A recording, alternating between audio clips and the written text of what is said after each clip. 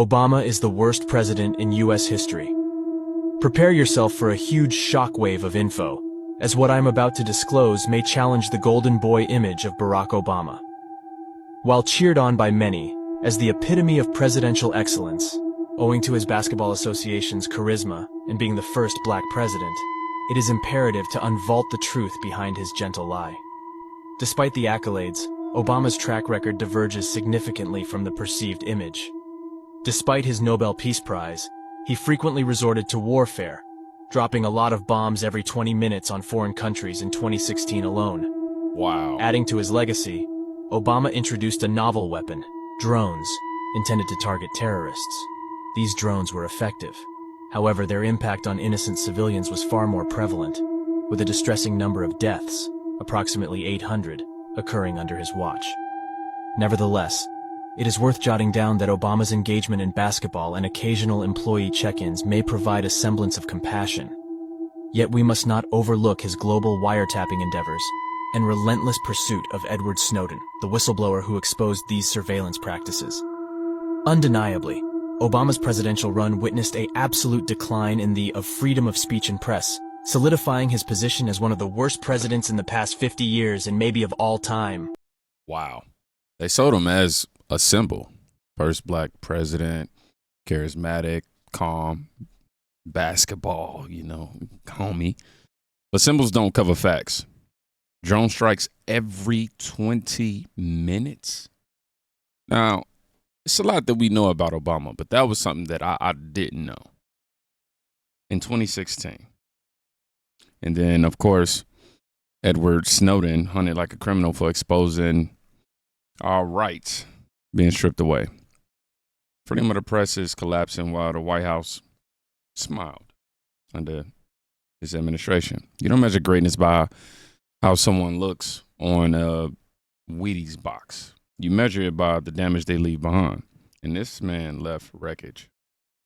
And if you think that's just the surface, wait until you hear who was in a room helping him run the play. It's been interesting to see how the mainstream media has either refused to cover this story at all. The headlines or the lack thereof of newspapers, Washington Post, New York Times, and others in the days following this release have actually been quite deafening in their lack of coverage. And it's interesting to see how when they do cover this, they don't actually cover the revelations that these intelligence reports and the evidence that we released actually conveys to the American people. They simply talk about their criticisms of it or convey Democrat politicians' criticisms of it, but none of them actually dealing with the truth that has been revealed. It's been interesting to see how the... Tulsi Gabbard, she laid it out flat.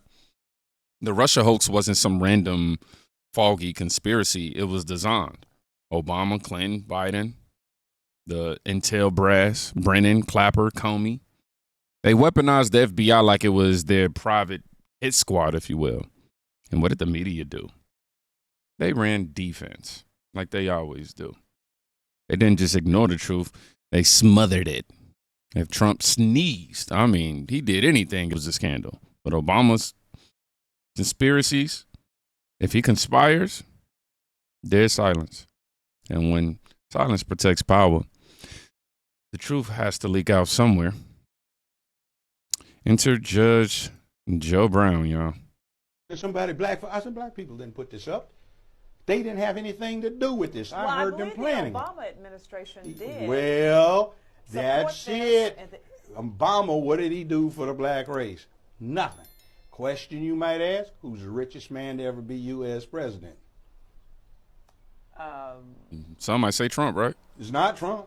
It's Barack Obama. You know how? His adopted father, Lolo Soetoro, was one of the 10, 15 richest men on earth. And when he died, he left a trust fund in Indonesia with 3 equal beneficiaries. Barack Obama, then known as Barry Soetoro because he was adopted, and his 2 siblings. So he has a whole false claim about what his background is.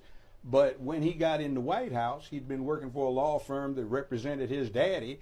He got lauded by Goldman Sachs, who financed most of his daddy's American investments. He protected British Petroleum when they had the blowout in the Gulf, because guess what? His trust fund had heavy investments in BP. So we get through this whole mantra, and even affordable care, Obamacare. You know who drafted it?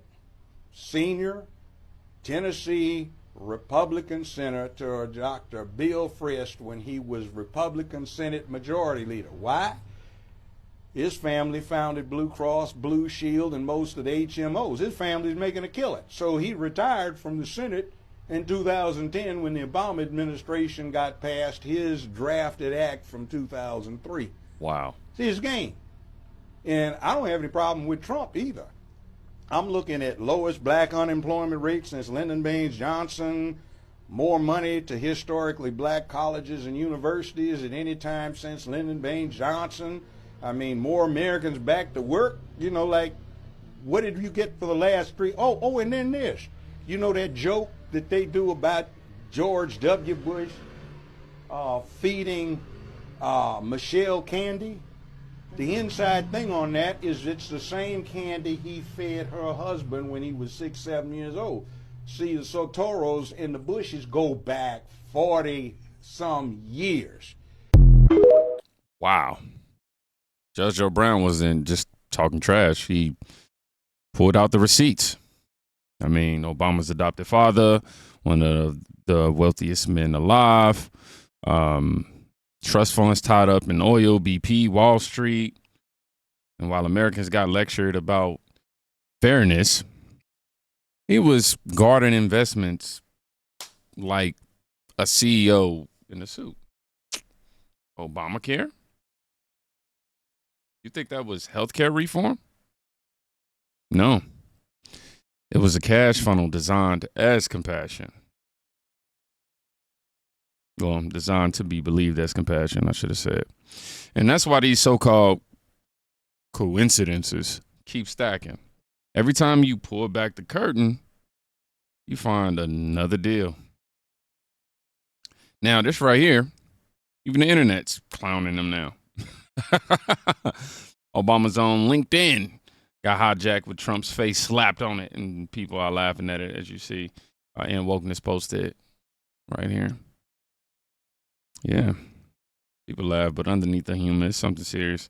This is the man the establishment still props up like royalty.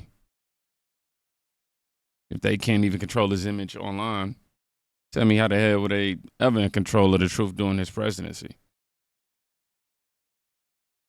That glitch wasn't just funny, it was poetic. A digital crack in the armor of someone who thought his legacy was bulletproof. I am tired of hearing the narrative that Barack Obama did nothing for black people.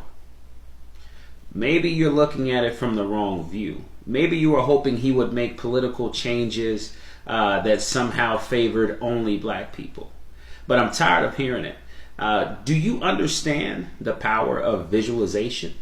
Do you understand the effect it has when you see someone that looks like you in a position that you did not think that you could reach? Right?